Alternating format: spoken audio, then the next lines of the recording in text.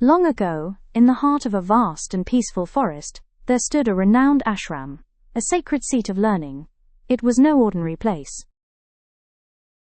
For decades, students came from far and wide, sons of kings and daughters of commoners, warriors and weavers alike, seeking the wisdom of a single legendary teacher, Guru Vashistha.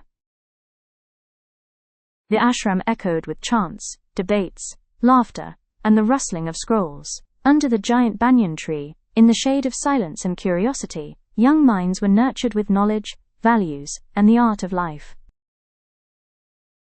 After many years, the day finally came when the students had completed their education. Their hearts brimmed with excitement and anticipation. They were ready to return to their kingdoms, homes, and duties, armed with all they had learned.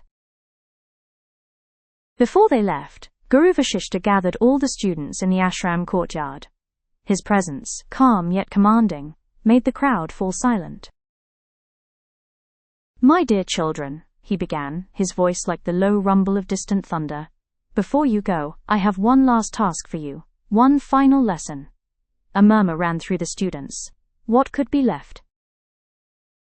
"You all must run a race," the Guru said, his eyes gleaming with mystery. "But this will not be an ordinary race, it will be an obstacle race.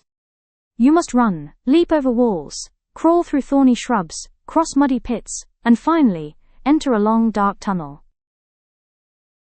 The students exchanged glances, some with excitement, some with nervousness. "Why the race, Guruji?" a student asked. "Because life is a race," the Guru replied. "But the winner is not always who comes first. This race will reveal something greater. Are you all ready?" With shouts of enthusiasm, the students lined up at the starting line. The conch blew, and the race began. The forest came alive with motion. Dust rose like smoke, birds flew startled, and hearts thundered with adrenaline. They ran with fire in their veins. Some leaped over high walls with ease, while others slipped and had to climb again. They waded through thick mud, some losing their sandals, others helping their friends stuck midway. There were thorny bushes that tore at their clothes and skin, sharp branches lashed across their faces, but the determined students pressed on.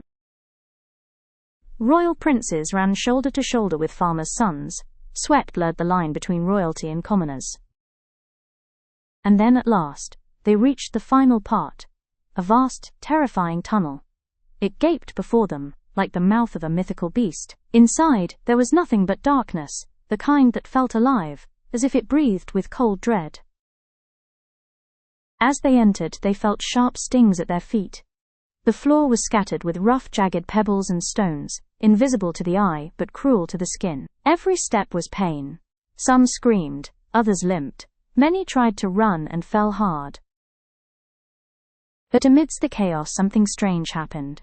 A few students, instead of pushing ahead, bent down and began picking up the sharp stones, placing them in their pockets. "Why are you doing that?" someone shouted in disbelief. "So those who come after won't have to suffer the same pain," one replied, breathing heavily. Some students were moved by this act and began doing the same. Others ran ahead, desperate to finish first. Eventually, battered, bruised, and panting, the students emerged from the tunnel and returned to their teacher. Guru Vashistha stood waiting, his eyes wise and knowing. "Sons," he said, "I see some of you finished quickly, and some took longer. Why is that?" One of the students stepped forward. "Guruji," he said, "some rushed ahead, even pushing others aside to get to the end. But some of us walked slower, not because we were weak, but because we were removing the painful stones for those who would come behind us." The Guru's eyes sparkled. He smiled, but it was the kind of smile that lit up the entire forest.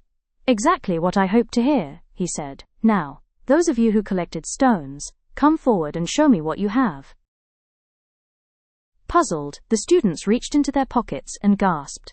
The sharp, ugly stones they had picked up were not stones at all. They had transformed into dazzling diamonds, glittering, flawless, and radiant.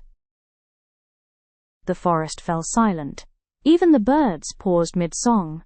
"These," the Guru said, "are your rewards. You see, I placed them there myself, covered in dust, hidden in pain, not to test your feet, but your hearts. He looked at each student, his voice rising like a sacred chant. This race was not about speed, it was about kindness. In the great race of life, you will face pain, darkness, and countless trials. But the ones who stop to help others, to ease another's burden, may seem slow, but they are the ones who gather the true wealth of life. These diamonds are a reflection of your inner light. In helping others, you became truly rich.